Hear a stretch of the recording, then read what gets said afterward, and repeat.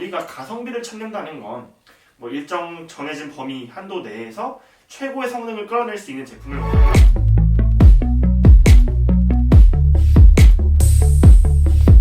네, 여러분 안녕하세요. MK 작가입니다. 오늘은 요 고프로 6에 대해 한번 리뷰를 진행해볼까 하는데요. 사실 고프로 6에 대해서는 많은 영상들이 올라와 있기 때문에 많은 분들이 궁금해하실 만한 게 최근에 고프로를 뭐 사야 돼요? 라고 다른 이제 채널에서 그런 이야기들의 영상들이 많았는데 보통 7세대 이후 제품을 사라고 말씀들을 많이 하세요. 그게 이제 EIS가 뭐 하이퍼 스무스인가? 그런 것들로 좀 바뀌게 되면서 좀 더 좋은 퀄리티, 좀 더 좋은 손떨방을 보여주는데요. 사실상 우리가 이제 물론 지금 현재 10세대까지 나온 상태에서 돈이 있다면 10세대를 사는 게 당연한 겁니다. 하지만 우리가 가성비를 찾는다는 건 뭐 일정 정해진 범위 한도 내에서 최고의 성능을 끌어낼 수 있는 제품을 원한다라는 거잖아요. 그래서 요즘에 사실 제가 지금 들어가 있는 단톡방 여러 군데에서 20만원 이하로 살 수 있는 미러리스 카메라나 뭐 영상용 바디가 뭐 없을까요? 하시는 분들이 많이 계시더라고요. 그래서 오늘 영상을 준비했습니다. 고프로 6세대고요. 저는 17만 5천원 정도에 배송비까지 포함해서 17만 5천원에 각종 액세서리를 포함해서 구매를 했습니다. 그래서 일단 이 제품의 간단한 성능, 스펙 먼저 말씀을 드리고 이 제품으로 촬영한 영상들을 한번 보여드려 보도록 할게요. 일단 고프로를 많이 사용하실 분들은 뭐 수영을 하신다거나 스포츠 관련된 분들도 계시겠지만 간단하게 브이로그를 그냥 이렇게 들고 찍는 용으로 구매하시는 분들도 많다 보니까 일단 뭐 제 얼굴이 나오는 영상을 보여드릴 수도 있고 지금 찍어놓은 게 몇 가지 있거든요. 그래서 어쨌든 이제 야외에 나가서 손떨방 테스트를 한 거랑 뭐 그리고 음성, 음질 그리고 이제 뭐 저조도 상황에서 얼마나 노이즈를 잘 잡아주고 잘 나오는지 한번 보여드려 보도록 하겠습니다. 바로 시작해 보도록 할게요. 그러면 일단 제가 이 고프로 6로 촬영한 영상을 보여드리기에 앞서서 이 제품의 스펙 간단하게 설명을 드리고 시작해 보도록 하겠습니다. 이 제품 같은 경우에 가성비라고 부르는 이유가 4K 60프레임 촬영이 가능합니다. 4K 30프레임으로 촬영하시는 분들이 더 많은 거 알고 있긴 하지만 어쨌든 더 옵션이 많다는 건 장점이겠죠. 어쨌든 FHD 60프레임 그리고 FHD 같은 경우에는 240프레임까지 촬영이 가능합니다. 이건 뭐 슬로우 모션을 촬영하신다거나 그런 분들에게 좀 더 유리한 장점일 것 같은데요. 어쨌든 사실 기본 미러리스들도 120프레임까지 지원하는 상황에서 240프레임까지 이 작은 기기가 지원한다는 것은 대단한 점이라고 볼 수 있겠죠. 그리고 뭐 1200만 화소의 사진도 찍을 수 있다라고 광고를 하고 있긴 한데 사실 액션캠으로 사진을 찍는 건 최근 스마트폰으로 사진 찍는 것보다 퀄리티가 좋지 않습니다. 왜곡도 있고요. 그렇기 때문에 뭐 그런 점은 굳이 사진까지 짚고 넘어갈 필요가 있나라는 생각이 듭니다. 그리고 뭐 10m 방수가 가능한데요. 이 점은 장점이기도 하고 단점이기도 합니다. 저같이 뭐 다이빙을 하지 않고 물속에 들어가서 촬영하지 않는 사람들에게는 오히려 방수라는 그런 제약에 마이크가 실링 처리가 되면서 음질이 좀 떨어진다라는 그런 단점이 있을 수 있는데 어쨌든 방수가 된다는 점은 장점이라고 봐야겠죠. 액션캠이다 보니까 많은 분들은 액션캠을 뭐 스포츠에 사용하시거나 뭐 그러실 확률이 더 높으니까 그런 점은 장점이라 보여지고요. 이따 영상 보여드리긴 할 텐데 브이로그에서 제가 이렇게 들고 다니기도 해봤습니다. 근데 사실 뭐 좀 멀리 떨어져 있고 작게 말하는 게 아니라면 들어줄 만한 수준의 마이크 음질이다 보니까 그런 점은 크게 걱정하지 않으셔도 될 것 같습니다. 그럼 이제 간단하게 이 제품 설명 한번 보여드리면서 제품 보여드리면서 드려보도록 하겠습니다. 그러면 본격적으로 고프로에 대해 설명을 드릴 건데요. 이쪽 우측에 있는 버튼을 눌러주면 초점이 약간 나간 것 같죠? 어쨌든 한번 잡으면서 우측에 있는 버튼을 눌러주면 이렇게 들어오게 됩니다. 현재 4K 30프레임 사실 이게 글씨가 작아서 보이실까 싶긴 한데 밑에는 배터리 잔량과 SD카드에 몇 장이랑 몇 분을 찍을 수 있는지 그런 것들이 나오게 됩니다. 그리고 고프로 무늬가 있고요. 여기엔 렌즈가 있겠죠. 후면을 보시면 이렇게 액정이 있습니다. 현재 4K 30프레임 시야는 광각으로 되어 있다고 보시면 될 것 같고요. 시야는 4K 같은 경우는 광각과 슈퍼뷰로 나눠집니다. 슈퍼뷰는 약간 좀 더 초광각으로 보이긴 하는데 사실 왜곡이 좀 심해서 잘 사용하지 않게 되는 모드이고요. 아까 말씀드렸다시피 4K에서 60프레임까지 가능합니다. 그렇지만 뭐 2.7K로 내려간다면 이렇게 2.7K에서도 60프레임 아까 말씀드린 FHD로 내려간다면 240프레임까지 가능하다 보니까 이런 점은 필요에 따라서 잘 선택해서 사용하시면 될 것 같고요. 저는 항상 그냥 4K에 30프레임으로 사용을 하고 있습니다. 지금 제가 요거 240프레임으로 눌러놔서 안 되는 것 같은데 이렇게 4K로 사용을 하고 있고요. 기본 설정 같은 건 아래, 그러니까 위에서 아래로 내리시면 나오게 됩니다. 그래서 기본 설정이 들어가시면 뭐 여러 가지 정보라던가 날짜 이런 것들을 보실 수 있고요. 그리고 뭐 음성도 가능하긴 한데 저는 음성을 사용하지 않고 있기 때문에 일단 그리고 우측에서 좌측으로 이렇게 넘기게 되면 이게 지금 글씨가 작아서 잘 보이실까 걱정이긴 해요. 저 같은 경우에 셔터 모든 걸 다 자동으로 놓고 사용하고 있고요. ISO는 액션캠이다 보니까 사실 이게 셔터 속도도 중요하지만 센서 판형이 작기 때문에 ISO가 좀 중요합니다. 그래서 ISO를 1600으로 두고 사용을 하고 있고요. 그리고 선명도는 보통 중간 이상으로 사용하시는 분들이 많더라고요. 그렇지만 너무 선명하게 되면 샤프니스가 너무 세게 나와서 부자연스럽기 때문에 전 중간으로 두고 있고요.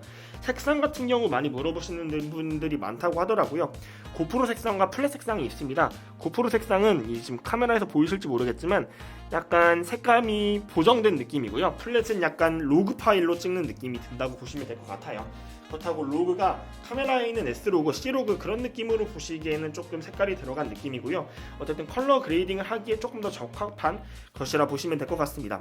그리고 최근 바디에는 하이퍼스루스라는 기능이 있는데 여기엔 동영상 안정화라고 해서 EIS를 켰다 껐다 하는 버튼이 있고요. 옆은 자동 저조도 이런 게 되긴 하는데 오디오 제어도 사실 오디오를 딱히 만지시는 분이 아니라면 그대로 사용하시면 될 것 같습니다. 촬영 같은 경우에는 이 윗부분을 눌러서 촬영을 하시면 되고요. 촬영을 해보면 이렇게 빨간불이 들어오게 됩니다. 그리고 좌측에 빨간불이 깜빡깜빡 거리는 게 보이실 거예요. 그리고 이 제품의 장점, 이렇게 전면에 나오게 됩니다. 그러니까 제가 저를 보고 찍는 경우에 지금 제가 찍히고 있는지 아닌지 알기가 좀 힘든 점이 많은데요. 이렇게 불이 들어오기 때문에 이제 그런 점 감안해서 사용하시면 될 것 같습니다. 바로 결과물 한번 보여드려 보도록 할게요. 이 영상은 제가 제천역을 지나가면서 촬영한 영상이고요. 영상 중간에 색감이 바뀔 거예요. 그 점은 컬러 그레이딩을 하기 전과 후 색상이고 컬러 그레이딩 하기 전에는 평면 모드로 놓고 찍었다 보시면 될 것 같습니다. 이 영상을 가져온 이유는 철로를 보시면 왜곡이 심하기 때문에 동그랗게 철로가 휘는 영상이 나타나요. 현재는 왜곡 보정을 하지 않은 영상 그대로를 보여드리는 것이기 때문에 이런 점 감안해 주시면 좋을 것 같습니다. 그리고 저처럼 브이로그라던가 혹은 카페에서 놓고 찍는다던가 그냥 영상용 작은 카메라가 필요해서 구매하시는 분들은 보통 놓고 찍으시는 경우도 많을 것 같아요. 손떨림 방지라던가 저조도 영상은 이 다음 영상에서 타임랩스랑 같이 한번 보여드리는 걸로 하겠고요. 지금 영상에서는 그냥 책상 위에 올려놓고 일상을 담는 영상에서는 어떤지 한번 봐주시면 될 것 같습니다. 이 영상 같은 경우에 컬러 그레이딩은 되어 있지 않고요. 고프로 전용 색상으로 맞춰져 있다는 점 참고하시면 될 것 같아요. 지금 보시는 영상은 고프로의 자체 기능으로 찍은 타임랩스 영상이고요.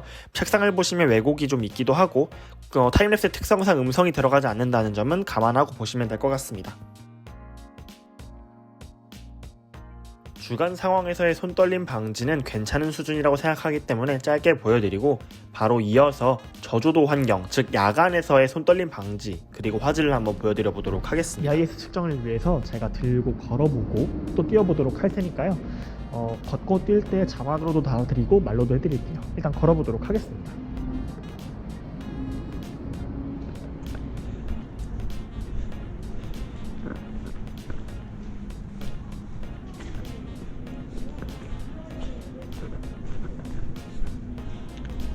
지금 보시다시피 길이 좀 울퉁불퉁하기 때문에 그런 점 감안해서 보시면 될 것 같고요. 그리고 일반적인 시멘트 아스팔트 땅으로 넘어가 보도록 하겠습니다.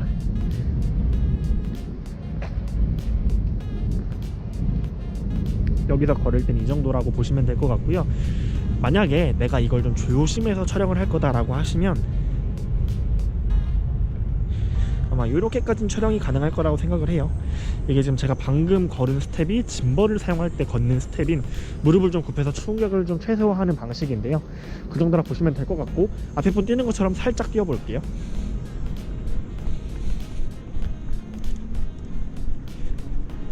그리고 최고 속도로 뛰어볼게요.